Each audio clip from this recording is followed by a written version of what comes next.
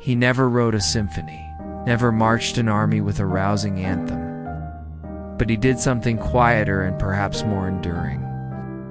With just 88 keys, Frédéric Chopin reached into the deepest corners of the human soul. This is the story of the poet of the piano, a fragile genius whose music still echoes through time. Born in 1810 near Warsaw, Poland, Frédéric Chopin was a child of two cultures. His father was French, his mother Polish. A musical prodigy, he was composing by age 7 and performing for aristocrats by 8. Unlike Beethoven's stormy passion, Chopin's music whispered, intricate, poetic, and full of restraint. He loved Polish folk melodies, which he would later immortalize in his mazurkas and polonaises, dances that carried the heartbeat of a homeland under foreign rule. In 1830, just as Poland erupted in a failed uprising against the Russian Empire, Chopin left for Vienna and then Paris. He would never return home. Exile shaped his spirit and his sound. In Paris, he moved among the elite.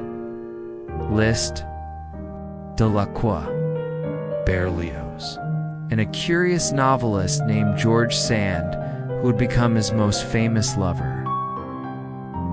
But behind the salons and soirees was a man battling constant illness, homesickness, and the weight of his own emotions. Chopin and George Sand.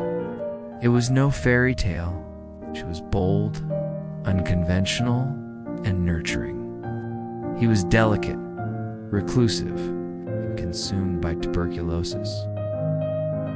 They spent idyllic years in Noan, where Chopin composed some of his greatest works, but illness and emotional friction wore them down. Their breakup left Chopin lonelier in his music, more introspective. Despite his frailty, Chopin transformed piano music. He didn't write big music, he wrote personal music. His etudes weren't just technical studies, they were emotional landscapes. His nocturnes weren't lullabies, they were confessions. He gave us the soul of romanticism in the most intimate form. Even the heroic polonaise, with all its patriotic fire, was composed not from a battlefield, but from a piano bench in exile. By his early 30s, Chopin was fading. Years of illness, heartbreak, and overwork left him frail and alone. He died in Paris in 1849 at just 39 years old. At his request, Mozart's Requiem played at his funeral. His heart, literally, was taken back to Poland, sealed in a jar beneath a church in Warsaw. Chopin never led armies or founded schools. He simply wrote for the piano, for emotion, for the world. And that was enough. From concert halls to quiet bedrooms, his melodies still stir souls.